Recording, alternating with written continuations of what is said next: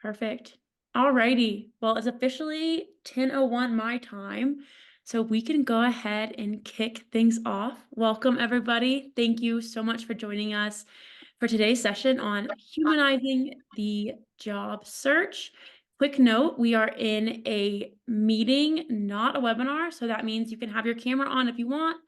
It also means that you can unmute yourself, so if you're not muted and you are talking, we can hear you. So please, please, please try to keep yourself muted if you are not intending to talk.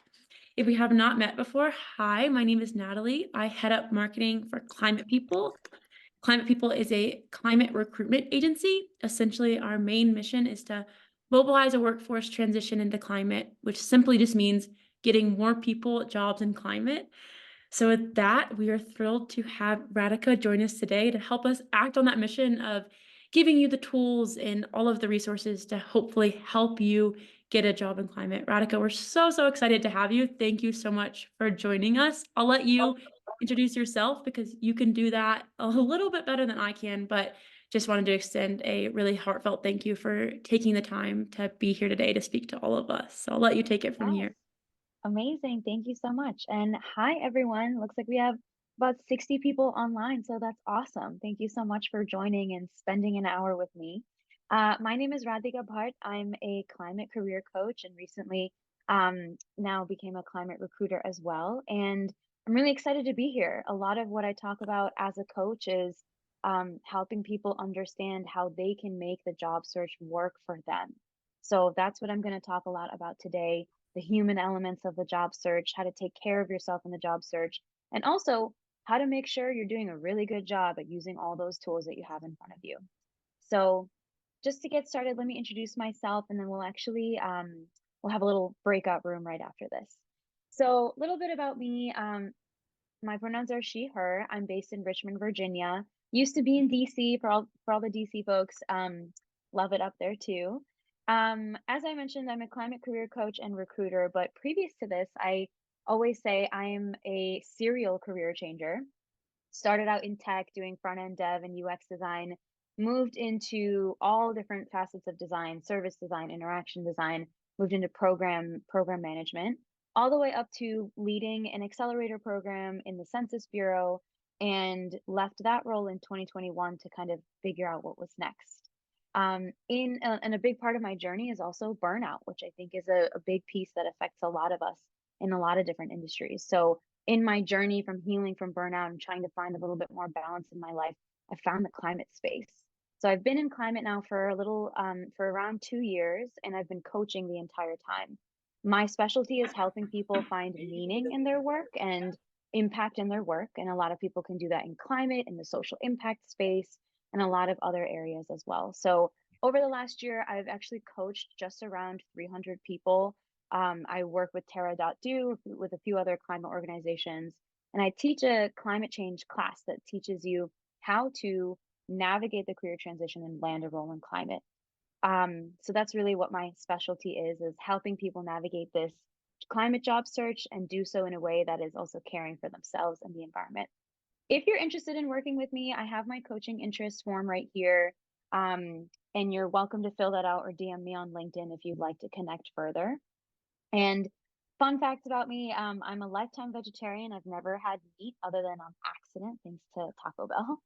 I'm also left-handed and I'm a DJ outside of all things work related. Yeah, so that's a little bit about me. So I wanted to ask everyone here and just kind of understand a little bit about what brought you here. Feel free to type in the chat or unmute and even share, but let me know, like, why are you here today? What brought you to this moment?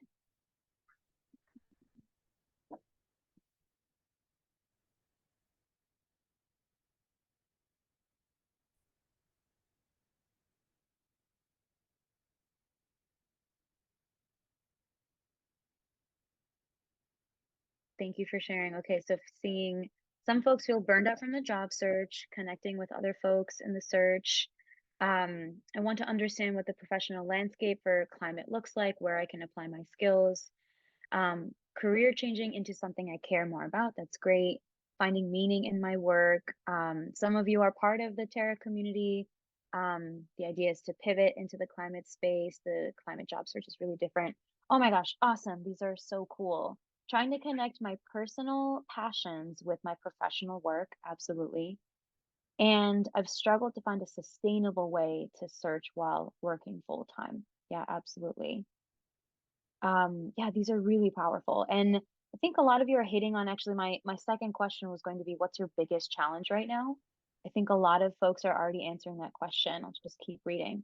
I've been in climate tech for a while and want to continue to pursue a career in it, but I'm unsure of how to focus in climate tech specifically and land a job in it. I want to use my skills for climate, but I haven't been able to find a foothold in the job market. Yeah, burnout in B2B tech. Some of you have been job searching for a while. Looks like I'm seeing some folks have been job searching for 6 months to a year. Haven't been able to land anything yet. Yeah, 4 months. Learn and folks also want to learn more skills in authentic networking, the balance between personable and professional. That's really great. I'm like, there's so much amazing stuff in here. Strengthen my positivity. That's a really awesome one. Someone recently took a leap of faith. Oh my gosh. Wow, that's an awesome story. Took a leap of faith, packed my bags, and moved to from Europe to Colombia, and looking for a remote job in climate, looking to align with my values. Yeah, these are all really, really awesome. This is an interesting one. The climate world feels gated. Yeah, that's an absolutely valid experience. A big thing that I'm going to talk a lot about today is how you can utilize these different resources in a way that can open up doors for you and kind of open up pathways for you moving forward. So I'll definitely talk about different strategies. But a lot of what I'm going to talk about today is actually the emotional component of the job search. So thank you so much for sharing. I'm going to keep reading through those. And one thing that I actually just want to kick us off with is, as you all know, even what I'm seeing in your answers is the job search is really vulnerable. There's a lot of vulnerability required for you to do something you've never done before, apply your skills in a different sector, put yourself out there, talk to people you don't know. There's all this vulnerability, right? But I wanted to start us off with a really hands-on vulnerability practice, and that is telling your story. How do you talk to people you don't know? How do you tell them about who you are? And the sweet spot in this, climate career search is, how do you tell your story in a way that turns people into mentors or even advocates? How do you get people to advocate for you after you meet them? So this framework that I have here, you can use this when you're writing your about me statement. You can use this in networking. But I want to ground everyone in this experimental, vulnerable practice of just telling your story in a new way that you maybe haven't tried before. So we'll put everyone into breakout rooms with at least 3 to 4 people. And I want everyone to introduce yourself using the following framework: what I do, what I want to do, who I want to help, and a climate topic I'm passionate about. The who I want to help means, is it a community that you're focused on? Do you want to help businesses in a specific sector? Do you want to help the environment? The who I want to help can be anything. It can be people, it can be businesses, anything like that. And all of this can be done in 2 to 3 sentences. Friendly reminder that this isn't your autobiography, it's just a very short intro. Quick example of what this looks like is, I work in finance as an accountant, and I want to pivot into climate to work on circular economy solutions. I want to help companies trying to pivot their supply chain management to be more circular. And I also help, I enjoy teaching people how to adopt circular consumption practices in their daily lives. 30 seconds. It can be super quick. So I'll give everyone maybe like 30 seconds right now. Jot down your answers, and then we'll go ahead and open up breakout rooms. And this is a place for you to be imperfect. Does not need to be absolutely perfect. It's okay if you mess up. Yeah, I'll give you 30 seconds right now. Look at this framework, and we'll open up breakout rooms for 6 minutes and make sure that everyone gets a chance to speak. Some folks are saying it went really well. I love that. One person said it was less hard than I thought it would be. That's really cool. It was really hard for some people. Maybe some folks felt like they were too wordy. There were some similar experiences that were uncovered. was a little awkward. Yeah, absolutely. It was really hard. And I want to highlight something I just talked about with Grace. I kind of put Grace on the spot in the larger group, and I was like, "Hey, why don't you go ahead and share while we're waiting?" And Grace kind of had a moment of hesitation. She was like, "You know what? Telling my story is actually the hardest thing. So, this is, this is the starting challenge for me right now." And so, if for anyone in a similar boat, if you experienced that in the breakout rooms too, where you were just like, this was just so hard. This, I don't know how to answer these questions. Number one, I'll be the first of many to tell you that's okay. But something I'm going to talk a lot about today is to just try it. You're going to see it on the slides. Just try putting together your story. Just try. Maybe you write it out. Maybe you start there, or also maybe you just go for a walk outside and you run to a friend and you just pitch them your story, or you talk to your partner about it, you talk to your parents. It could be anyone. But by starting to kind of chip away at the bigger challenge, you're going to find your way to the next step. So if this starting point is really hard for you, that's okay, but just try it. You're going to hear me say that so many times today. Um, and just this trial period is really important and effective in the job search as well. So let me go ahead and share my slides again. Thank you for sharing, how that went. I know it's tricky, but the whole reason why I wanted to start us off with that was actually to remind everyone that the job search and a lot of what we're doing in this transition, it's important to be iterative. And this first practice was an iteration of how you tell your story. I also want to call out that a lot of us might also be experiencing climate anxiety, eco anxiety, and a lot of pressure to make this transition as fast as we can because it's the climate crisis and the world is burning. And there's also so many other crises happening simultaneously.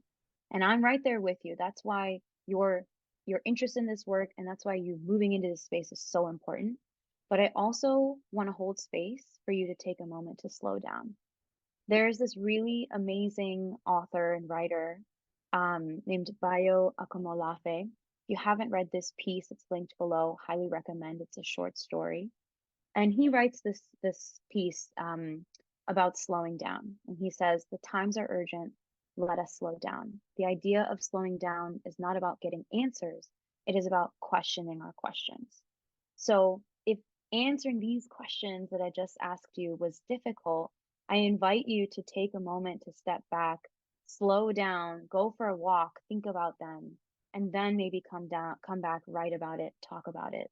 It's okay for you to take a deep breath before you jump into something. Another thing that I like to talk a lot about is in the climate space, we all recognize that we need systems level transformation in every sector, every town, every community. Everything needs to change, right? In a way, we're building a new world. And if we are going to build a new world, it's also important that we must be willing to transform ourselves a little bit. And some of that transformation is actually undoing the things that we've learned growing up, the things that we've been raised with culturally, the harms that have been done to us as individuals or from a cultural perspective, kind of undoing that and then relearning a healthier perspective or healthier way of living. And that's kind of been my personal journey into climate. As I mentioned before, my journey was very rooted in burnout. And so in order for me to get a job in climate, I actually had to heal different components of myself using a lot of different modalities.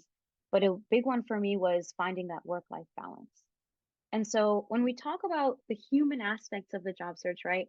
The second half of this, I'm going to talk a lot about those very tactical job search tips and tricks. So we'll get there.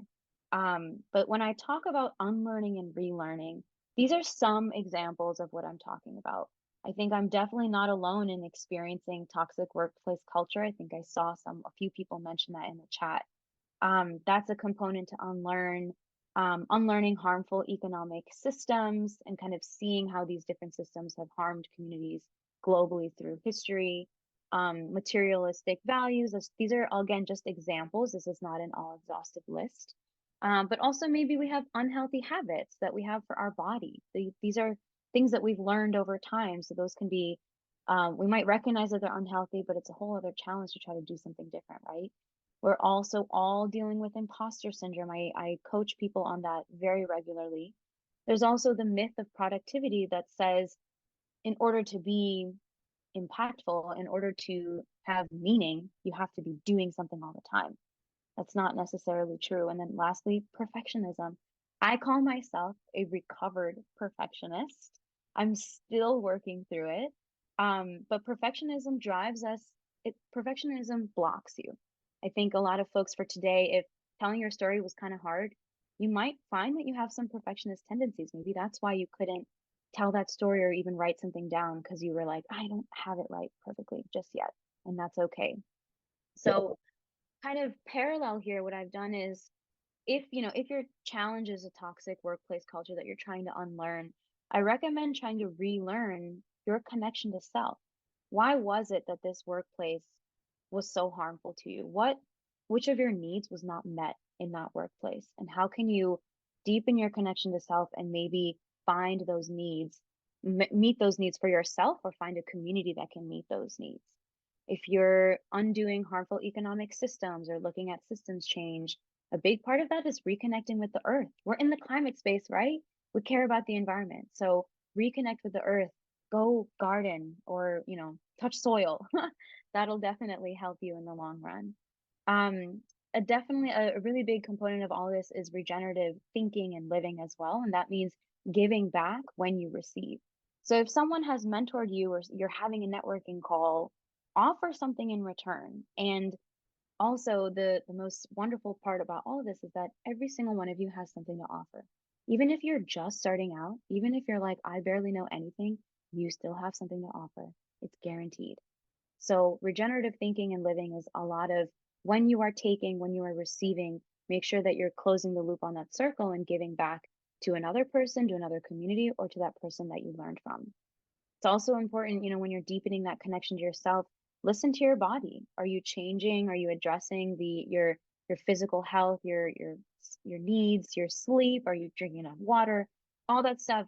I'm always telling people, I'm like, yeah, you're job searching. Are you drinking water? It's it's simple. It's silly, almost silly, right? But taking care of your body is just as important when you're going through such a large transformation. When you are learning, that is what brings up imposter syndrome because you're like, hey, I'm not an expert in this. I know I can do it, but do they think I can do it? And it's actually scientifically proven that by teaching, you absorb knowledge better. You actually learn better if you're teaching. So sharing your knowledge, sharing the resources that you're accessing is going to help you learn better. It's going to help you build your skills more as well. And that is something you can do in partnership with other people in community. And the last thing is to just allow yourself to make mistakes. Today, maybe you tell your story to someone and you're all over the place. That's okay. There's no harm done. So with all this unlearning and relearning, this is really the human element of the job search is you're making a really big career transition. You're making a life transition. And that's difficult in a lot of different ways. So I encourage you to unlearn some of these things that might be challenging for you, pivot into relearning. And my big thing is to just try it. Iteration takes time. So it's okay to make mistakes. Maybe you try something, you don't like it, you try something else, and you do like it. So just try it. And I have a few examples here of micro and macro practices for mindsets and behavior shifts. Um, Micro practice in terms of mindset, maybe this is where you're at right now. Networking feels really inauthentic and I'm really nervous to do it. That's okay. You're also not alone in thinking that. But a micro shift in your concept around networking could actually look like thinking networking allows me to meet new people, learn new things, and not be so isolated. A very simple negative thought into positive thought can affect your behavior. It could actually, maybe it could remove the dread that you feel in networking. Maybe it can help you feel more comfortable in different spaces. So this is a very micro shift in a mindset, but it can actually open up a lot of doors for you. A behavior shift, maybe you're kind of stuck in a loop with tailoring your resume. I hate tailoring my resume for each job because it takes me hours to do each time. Amen. I hear you. I've been there. It takes a lot of time. And I feel like resume and cover letter writing is probably the worst part of the job search.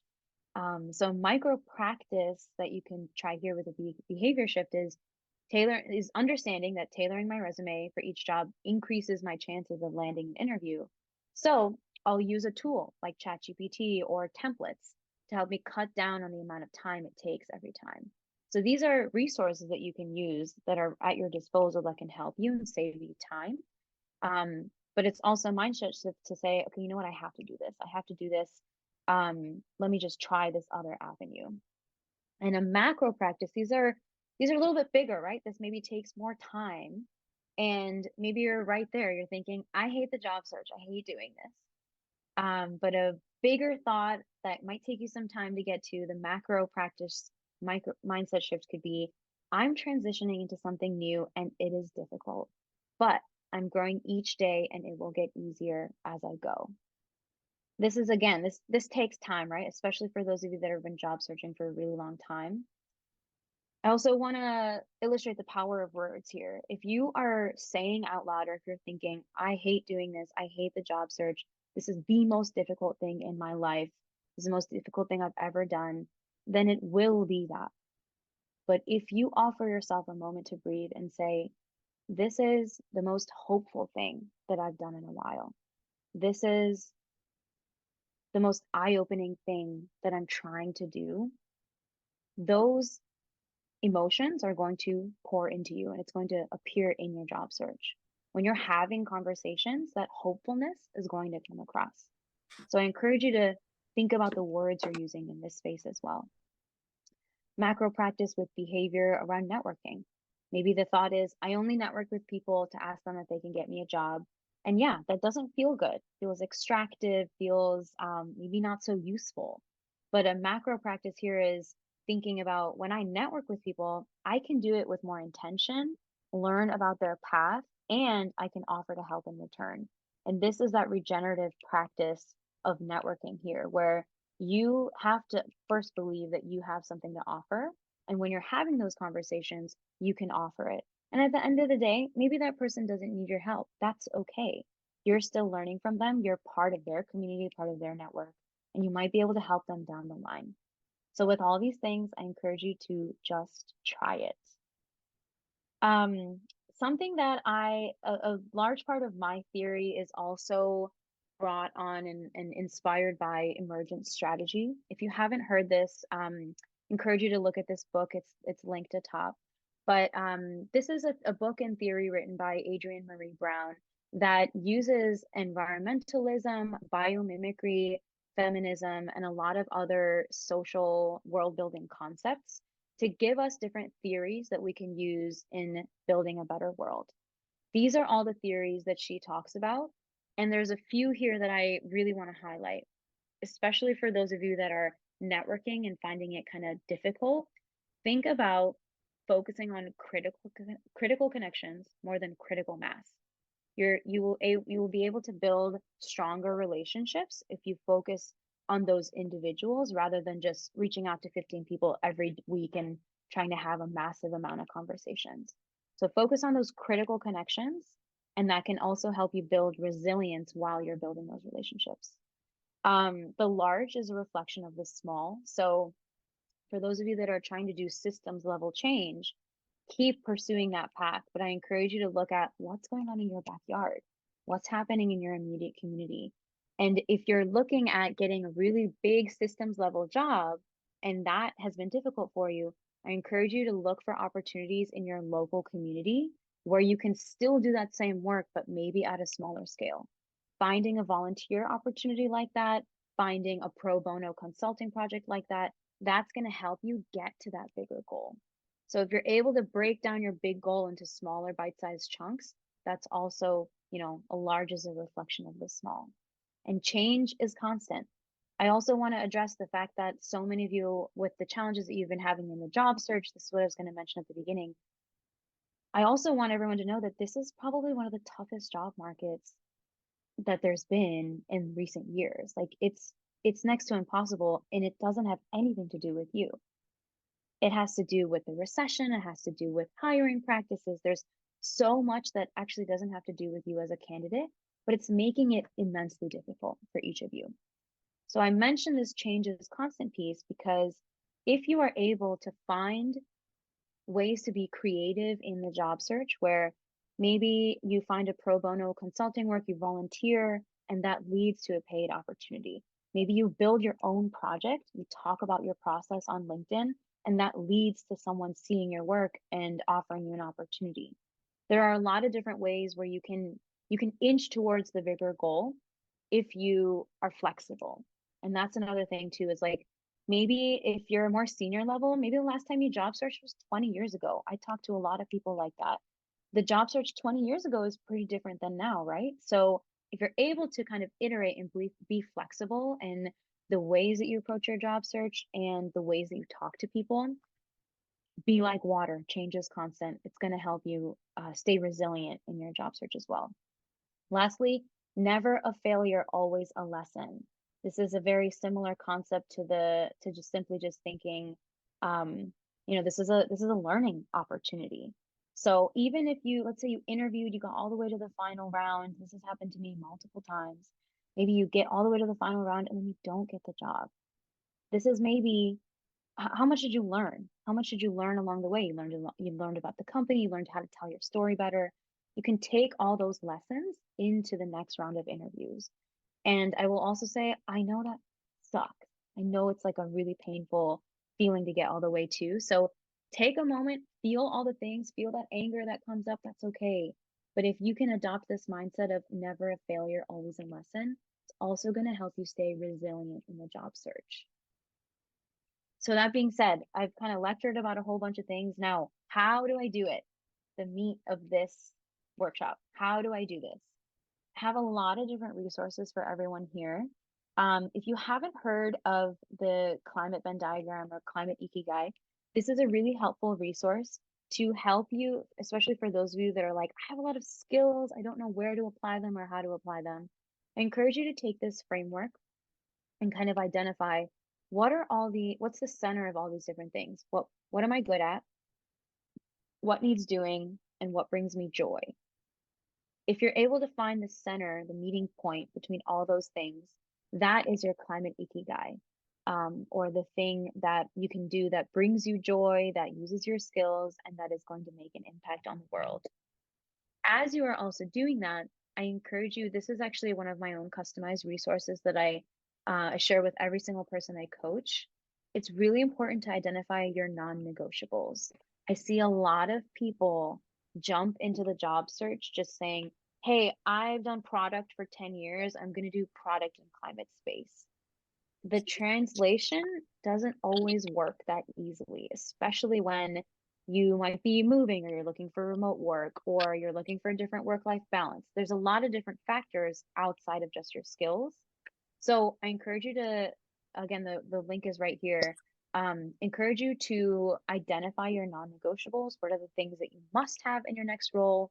What are the nice to haves? What values do you want reflected in your workplace? And what do you want to avoid? This worksheet guides you through a few more questions that can give you kind of the North Star of the types of culture fit that you might want, and even the types of roles that you're going to be looking for. Another big thing that I coach on is the fact that every human is innately creative. And I always encourage people, if you can be creative in your job search, you can make it fun. And what is fun? Let's break that down, right? Fun is something that you maybe enjoy. It's maybe something that makes you laugh, something that stimulates a different part of your brain, something that allows you to learn something new. And so all of that, I think, is part of creativity. When you're being creative, you have to research, you have to test something, you have to have trial and error. Maybe you fail a little bit. Another word for all of that is play. If you're able to play in your job search, I know it sounds really silly. If you're able to integrate moments of play, that also is going to help you have a little bit more fun with it. And I know, it's like, why am I talking about play? We're talking about the job search.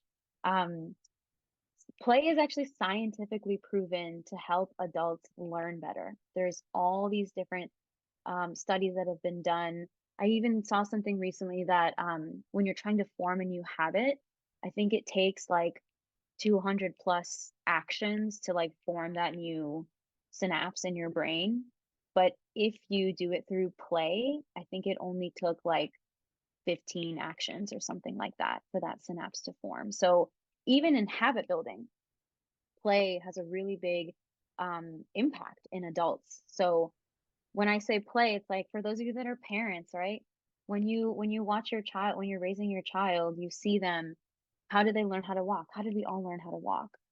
We had to we crawled, we had to feel it out. We started walking, we tumbled how many times, and then eventually we got it. And look at us, we're all running around now.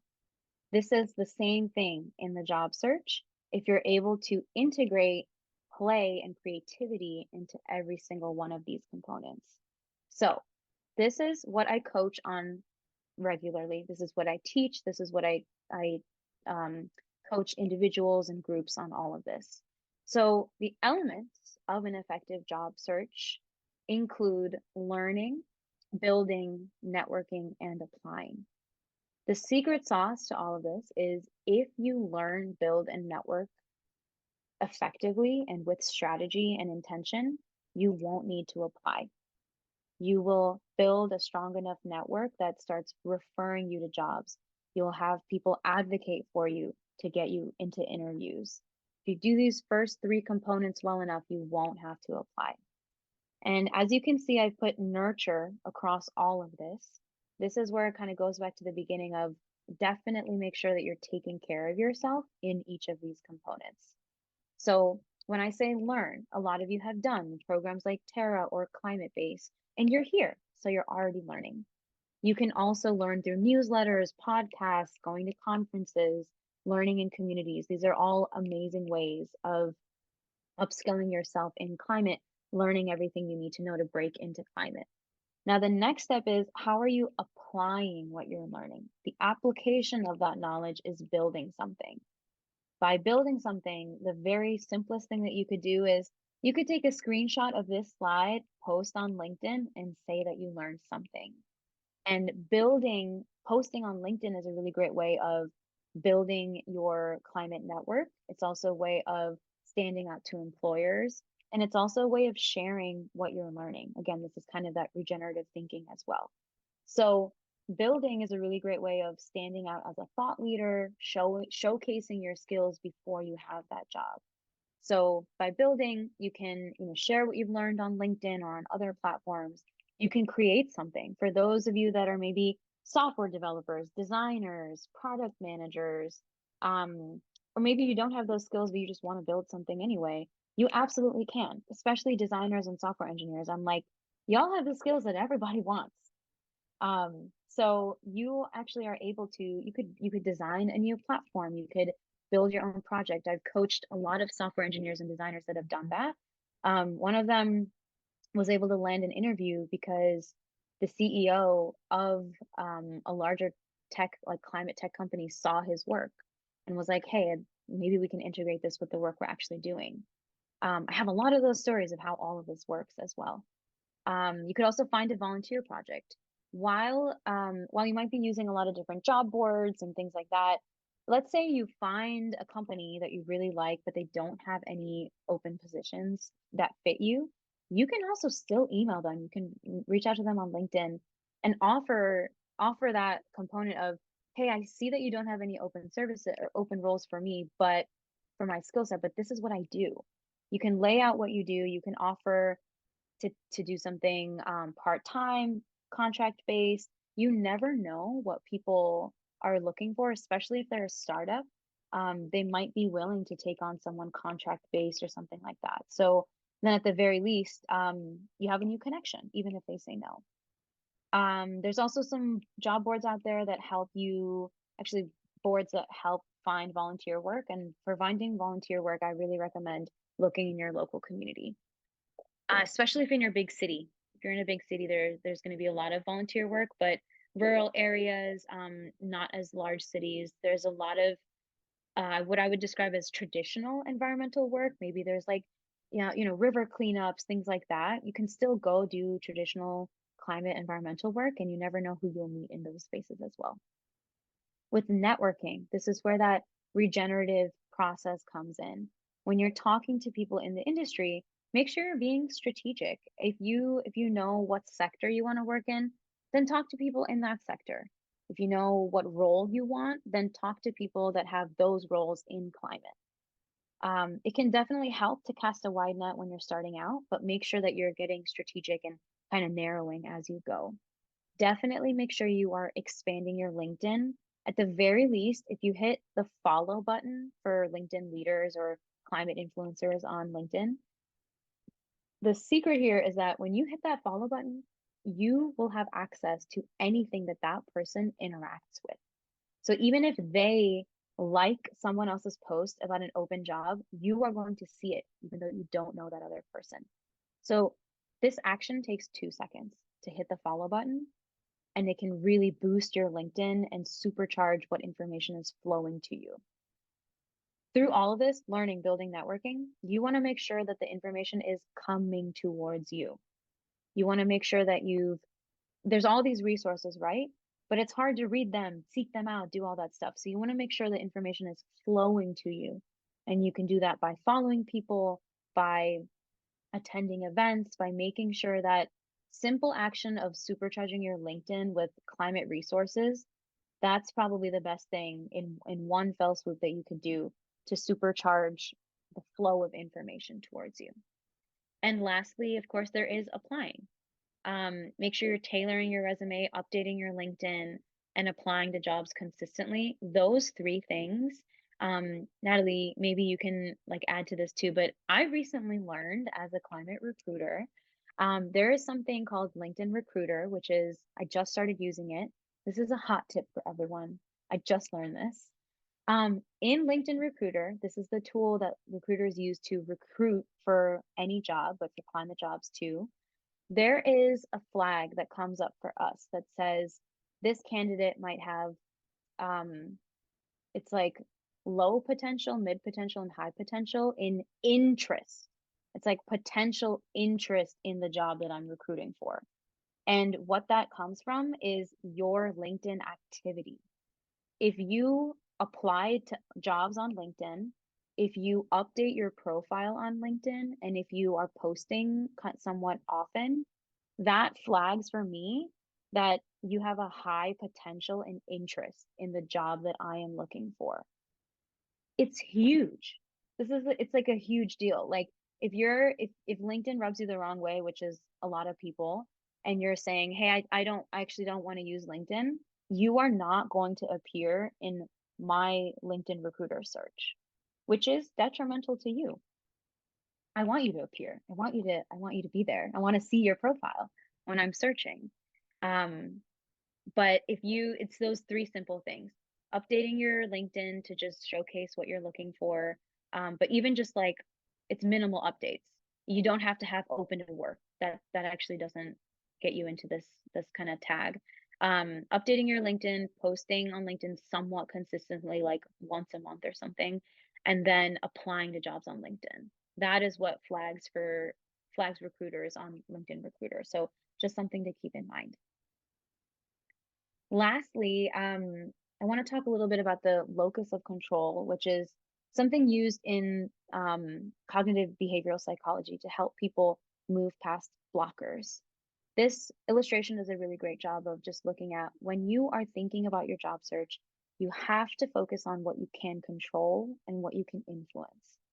There are so many things that are outside of your control. And that is oftentimes, those are the things that get people down. Those are the things that get people stuck. But if you can focus your time and energy and action on what you can control and influence, you're going to stay resilient and you're going to kind of fight off that burnout that comes in the job search. The things that you can control include the relationships you build, how you spend your time, how you're networking, what projects you're building, all those things I talked about. Every single one of them is within the sphere of control. And focusing your action on that is going to make the biggest difference for you. The job search is a marathon, not a sprint. So the more that you can consistently set a pace for yourself to move forward, it's going to help you in the long run. I have so many resources for everyone at the end of the slides. I'm not going to go over all of them, but just to let everyone know, when I was talking about podcasts or communities or templates, all of where, how you can do those things, it's all in the resources section of these slides. I have templates, communities you can join, newsletters. I also have the non-negotiables worksheet, the climate ikigai. I also have a lot of books that I would recommend for those of you that are trying to find maybe more work-life balance and things like that. These are all books that have come highly recommended from folks that have used them. If there's one thing that you do today, my biggest recommendation is click the follow button on every single one of these people on this slide. See what happens to your LinkedIn after you simply hit the follow button. See what resources come your way. See what you learn about. See what jobs you find. My one ask for you today is click the follow button on every single one of these people. I also have climate career coaches on LinkedIn. They're also all sharing jobs and resources. And this is just an example, actually, if you need to see it to believe it. Daniel Hill and Marco, these are two people that I recommended following. This is the content that they're posting. You want to talk to someone in renewable energy? Cool. Daniel Hill just posted 10 people that you can talk to. Oh, you're interested in learning about more about climate or you want more resources? Cool. Marco just posted a 12-month master's degree program for free. So this is the sort of content, this is what I mean by bring the information towards you. So if there's one thing that you can do, follow all those people today. And we have 10 minutes left, so I was gonna pause for some questions. There's a lot going on in the chat, so I was gonna maybe try to go through that. But my one thing that I want to share with everyone is this really powerful quote, again, from Emergence strategy.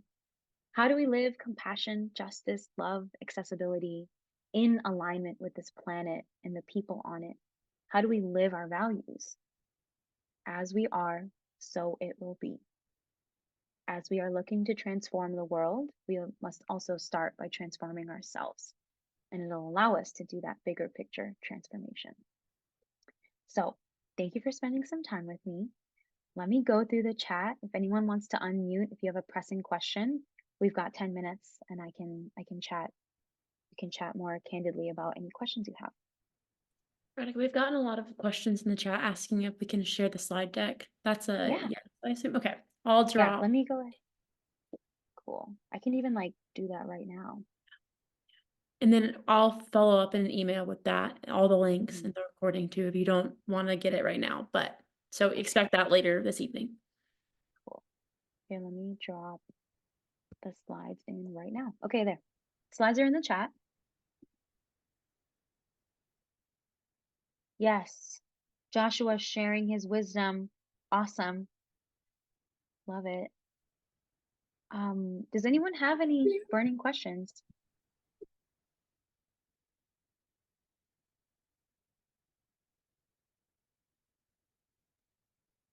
Hi, can Okay. I quickly ask one question?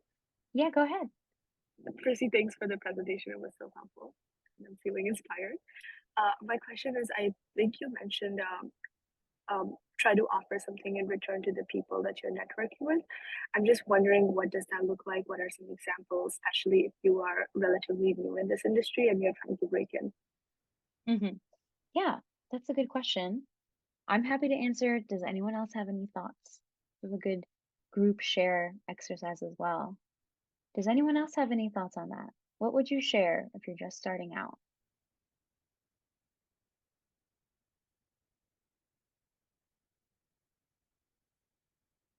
Well, my 2 cents on that would be you can share other connections that you have. You're also building your network as you go. You're talking to people regularly. So if someone's working on something and they need help with something, you could think about if you have a connection that could help them. I always offer, I'm like, yeah, if you need an introduction to someone, look through my LinkedIn. If you see anyone you want to talk to, happy to make that introduction. You could also offer, I'm not sure kind of where you are, but you could offer like local resources. Maybe you're reading, maybe you learned something, you read an article. You could share something as simple as that. A written resource, a book. Maybe you learned about a community that helps that person, things like that. So what I'm kind of encouraging is like by getting involved yourself, you're going to also be able to map the different systems that are connected, the different resources that can help you, and those resources that can help you can likely help someone else as well. Awesome. Thank you I'll for answering. quickly add that something I always recommend to job seekers is to put yourselves in the shoes of a hiring manager, and that is something that you can offer.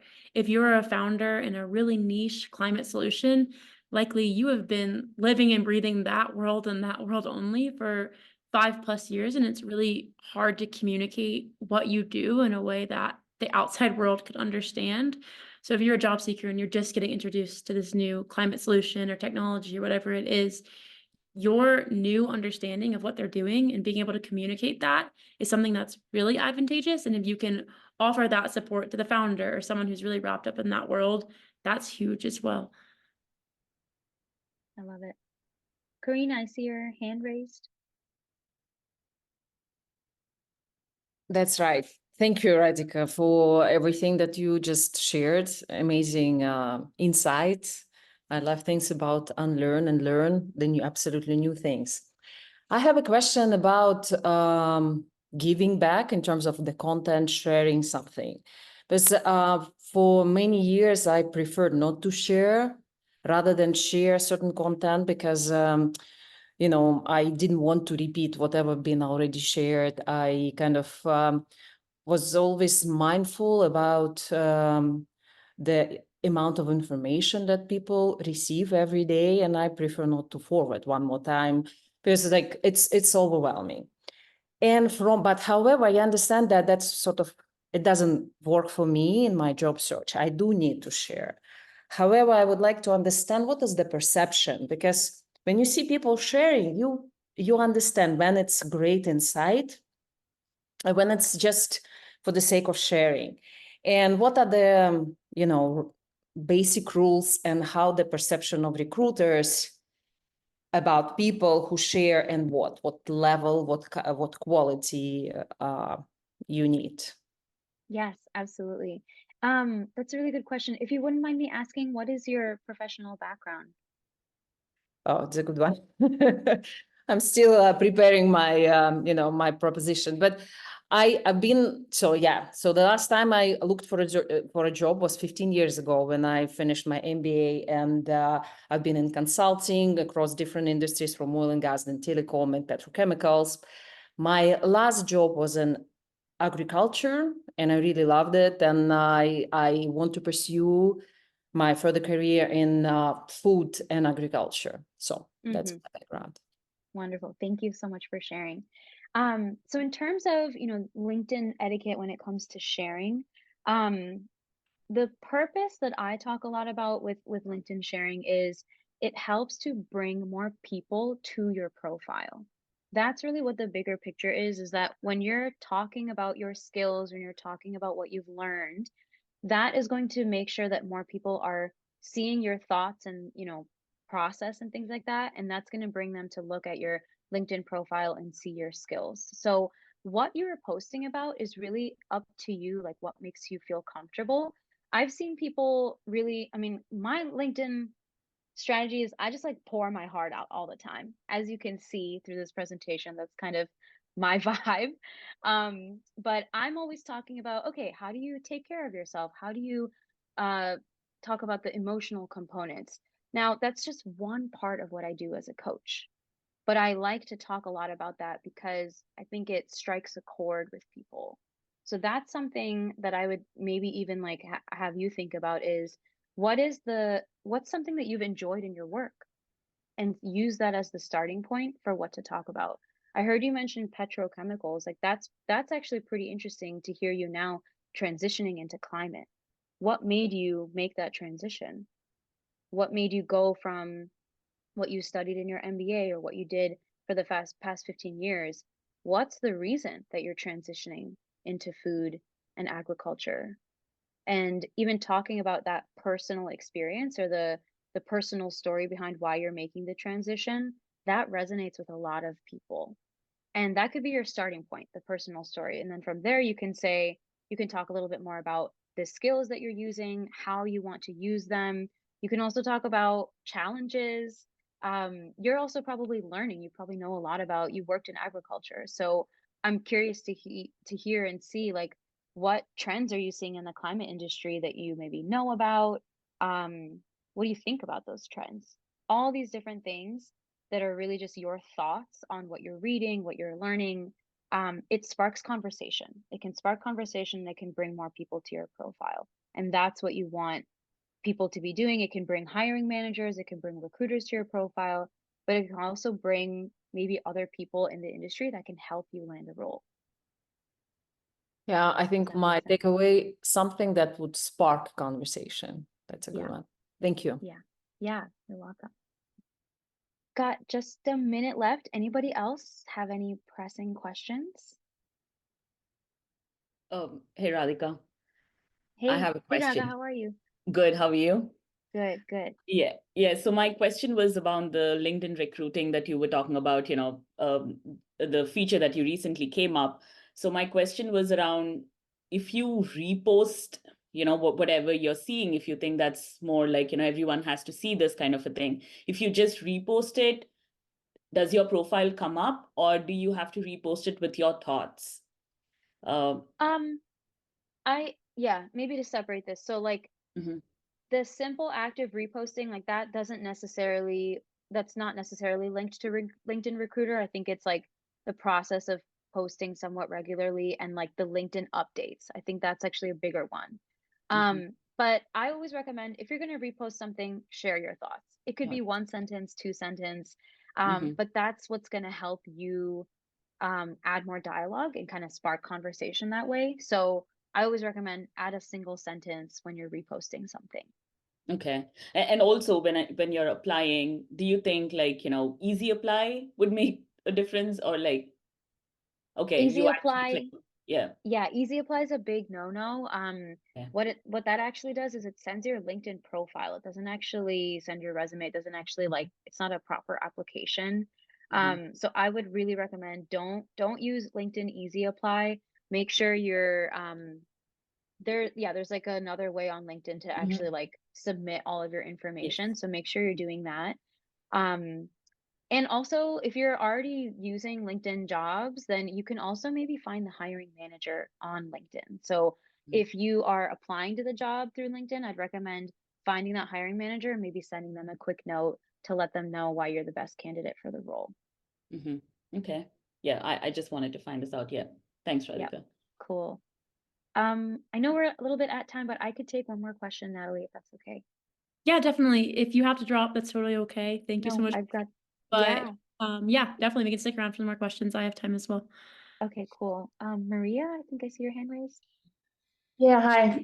Thanks for the presentation. I was wondering, would you say that the same level of like putting your personal ideas and thoughts into your profile accounts also for cover letters? Because I've been getting very mixed feedbacks of from friends or recommendation of like putting more personal like stuff in there or like kind of like more describing myself or not doing that at all. I'm only kind of like pointing out that I can in my CV things that show that I can do the task that they want me to do. So I wonder, I feel like that sounds a bit like a computer. And so I wonder if that's a good idea or not to make it Yeah. more personal. That's a really good question. And I'm just going to show it. I have this cover letter template that's actually designed by Eric Lee, who is another climate career coach. This is linked in the slide deck. I would not recommend putting too much personal stuff in the cover letter. The cover letter is the place to expand on your resume. So you really want to make sure that you're keeping it as specific to the work that you have done. You can maybe include one sentence or two about the personal stuff, but I've seen people have like 2 paragraphs on the reason why they're interested in climate, and the cover letter just isn't the place for that. I would say LinkedIn is. LinkedIn post, that is the place where you can share that. But your cover letter, you want to make it really strategic and really concise. And this template is the best thing out there for it. What this does is you just have 3 paragraphs, but you can customize these each time. You talk about your key skill, you talk about what you did and what the impact was. And you can write 10 paragraphs like this and then drag and drop them for different cover letters. So this is what I mean by if you templatize your cover letter process, you could spend 5 minutes on a cover letter and send it out. So this is a really awesome resource. Highly recommend using it. And it's on this resources slide right there. Thank you so much. Yeah, you're welcome.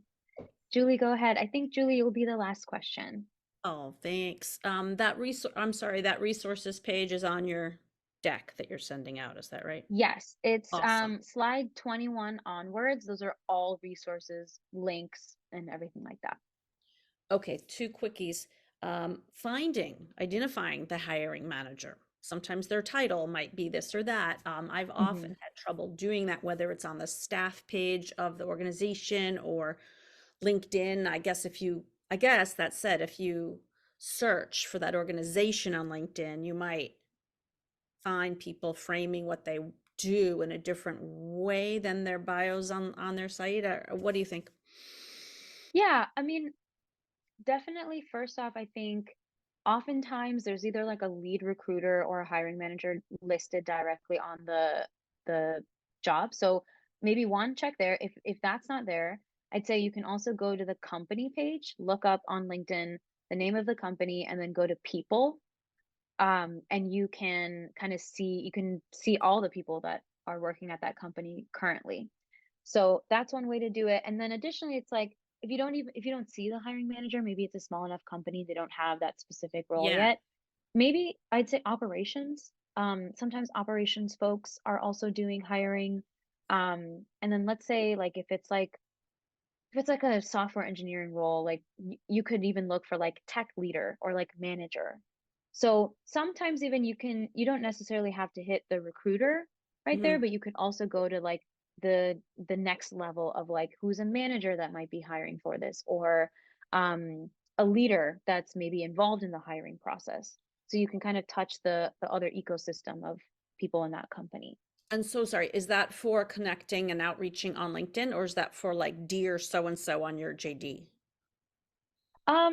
I'd say connecting on LinkedIn, and then also that connection though can like jump you a little bit further ahead in the process. Like if you have a compelling outreach message to them, that could maybe get them to refer you internally. And then in terms of the name on the job description, like for your cover letter, it's if you can't find the name, like it's okay. I think if you can't find the name, you can just put the name of the company. That's not a make or break. Okay, thank you. Cool. Yeah, thank you so much, everyone. I think that's it for today. Really, really nice meeting everyone. I'm saving the chat right now, so I'm gonna go through and maybe just like take a look at if there were any other questions I didn't get to. But thank you so much for spending some time with me. If you do want to reach out to me, feel free to hit me up on LinkedIn. You can also fill out my booking information if you want to work together. I have some availability as a coach. So yeah, and Natalie, I'm wondering if we should maybe do a session on LinkedIn next, since there were I so know, many I was thinking good that same questions. thing. Yeah, absolutely. I Yeah. feel like LinkedIn is confusing, but it's a huge asset and a lot of people are interested. So yeah, definitely. I Yeah, think we should maybe the simmer next on one that can a be little on bit. LinkedIn. Yeah. Cool. If you're interested in a session on LinkedIn, drop us a note and we can start putting that together. But yeah, Okay, I'm thank you seeing a so lot much. of yeses. Yeah. Oh, cool. Okay. Well, we will send an invite to everyone who registered for this one for that session in the future. Perfect. Well, Radhika, I cannot thank you enough. This was so insightful. I was taking the most tedious notes. I learned a lot, so I'm sure everyone else did too. And yeah, we really, really appreciate you. And thank you to everyone else who joined and for all the insightful questions. I feel like this was a really jam-packed hour. As I mentioned, I'll send a link or an email with all of the links, the slide deck, the recording, all of the good stuff. Really slow internet, so it's not going to be for a few hours because the recording is going to take hours to upload. But once that's uploaded, I'll send it out. So thank you, everybody. And yeah, we'll see you for that LinkedIn session coming up soon. Thank you.